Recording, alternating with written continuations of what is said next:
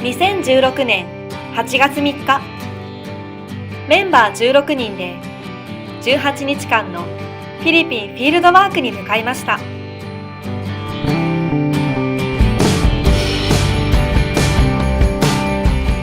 成田空港からフィリピンまで約4時間半。私たちはセブ島、レイテ島、首都マニラ、3つの地域を回りました。まず訪れたのは、日本人観光客にも人気が高いセブ島。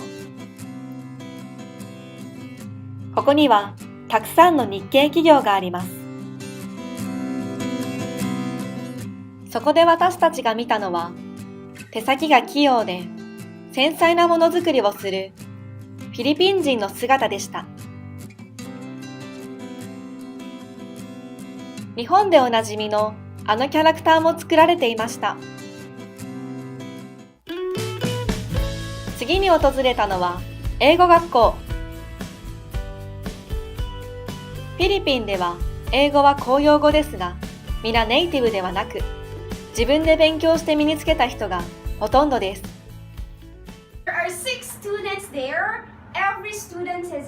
先生たちも英語を学ぶ難しさや学ぶ人の気持ちをよく理解した上で指導してくれます。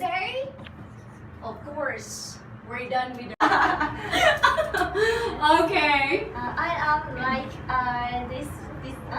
this one because I always speak my opinion.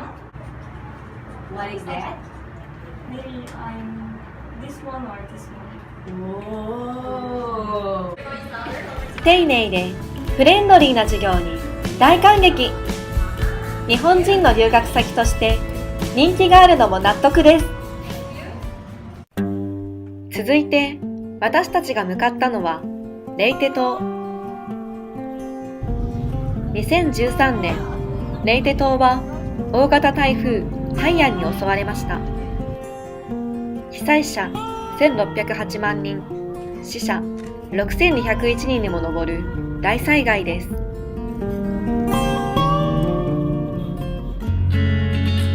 この大災害で家族を亡くし、心に傷を負った子どもたちがたくさんいます。私たちはそんな子どもたちを支援する団体を訪ねました。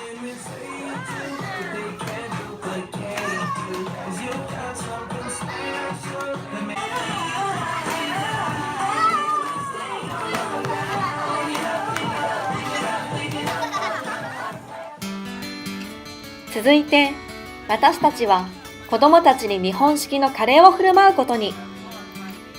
材料の調達のため市場へと向かいました。慣れない英語での値段交渉に悪戦苦闘。市場から戻るとカレー作りのスタートです。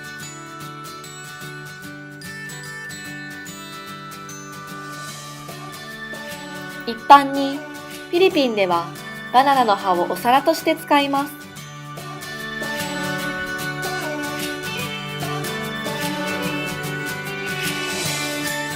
カレーを食べる子どもたちの笑顔を見て、笑顔は世界共通の言語だと感じました。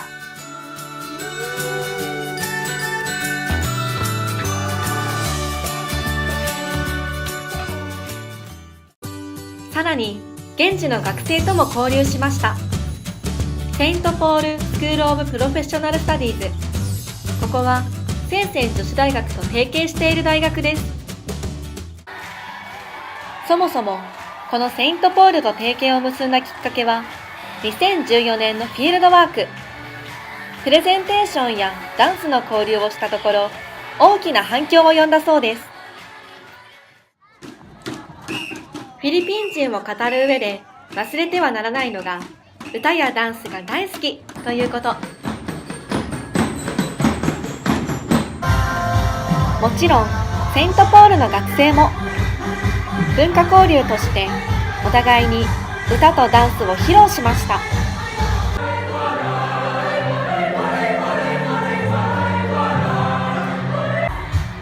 セイントポールの学生のレベルの高さにただただ圧倒されました。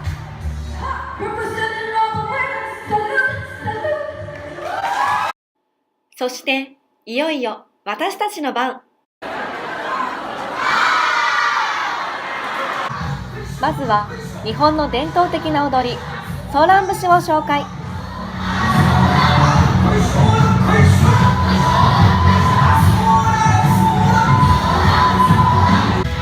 そしてフィリピンでも人気の AKB48 のダンスを披露しました。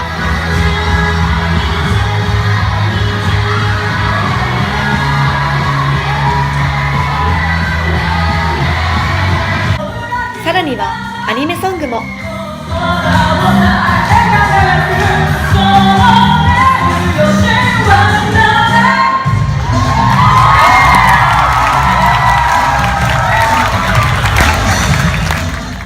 We enjoyed it so much. It was good.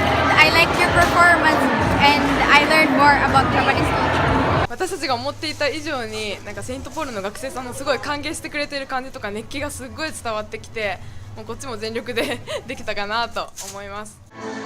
出会ったばかりなのに歌やダンスを通じて一体感が生まれました。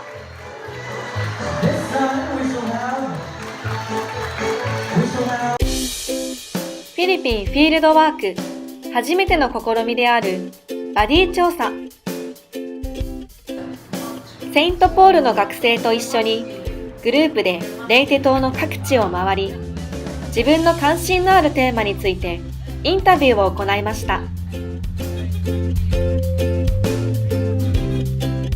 ィリピンの主な言語は英語とタガログ語ですが、地方によって方言も様々。中には英語が全く通じない相手にインタビューをすることも。そんな時に間に入って強い味方になってくれたのがセイントポールの学生でした。200 per day, but they are paid on a weekly basis. So 1 week is 1,000.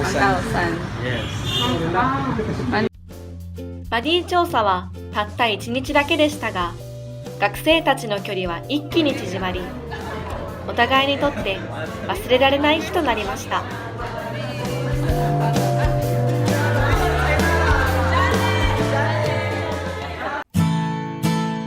さらにレイテ島では2泊3日のホームステイ体験も。16人の学生は地元の家庭に温かく迎え入れられました。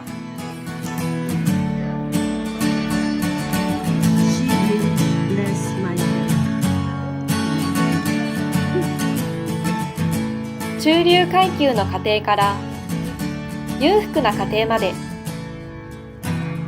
16人が16通りのフィリピンの生活を体験しました。ゲストとしてではなく、家族の一員として笑顔でいっぱいの時間を過ごしました。フィリピン人の温かさを知り、最高の思い出ができました。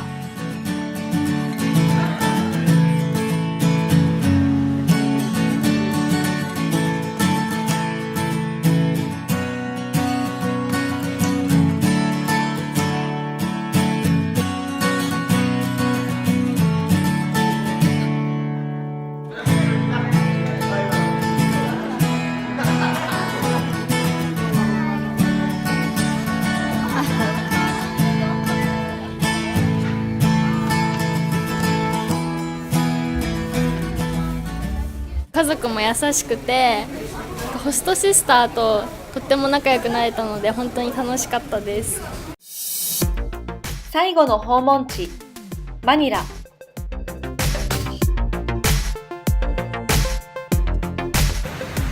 経済発展目覚ましいフィリピンの首都。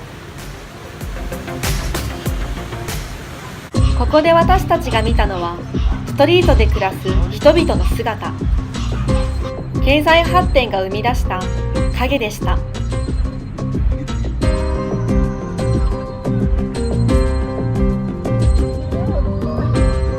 まず私たちが向かった場所はトンド地区、スモーキーマウンテンの跡地です。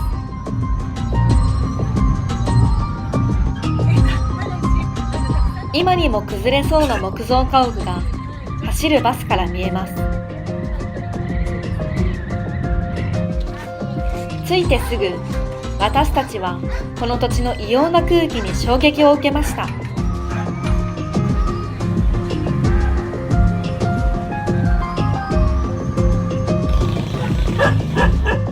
街の至るところにある大量のゴミ、腐った卵のような匂いが街にこびりついています。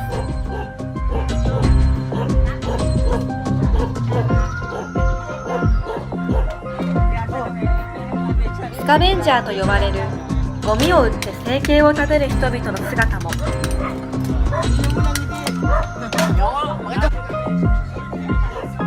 プラスチックや空き缶をお金に換えられるジャンクショップと呼ばれる店もあります。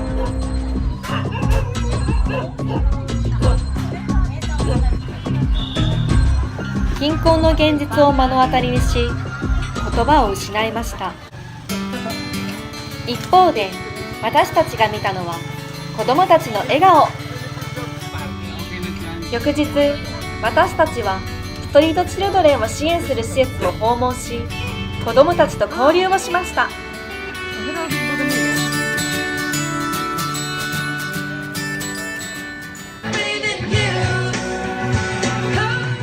そこにあったのも輝くばかりの笑顔でした。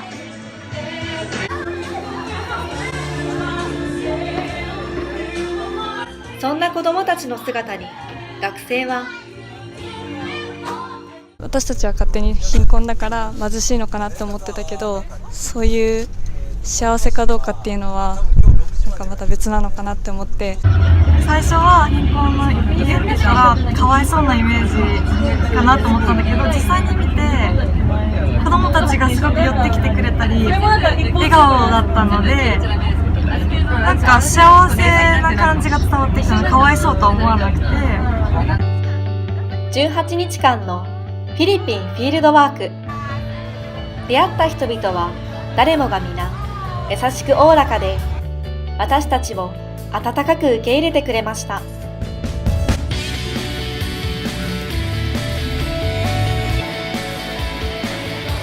そしてそこにいつもあったのが、眩しいばかりに輝く笑顔。これこそがフィリピン人のたくましさの源。笑顔を忘れなければ幸せは見つかる。人生を楽しむことができる。彼らのそんなメッセージは大切な宝物。これからもずっと私たちの胸の中で宝石のように輝き続けていくことでしょう。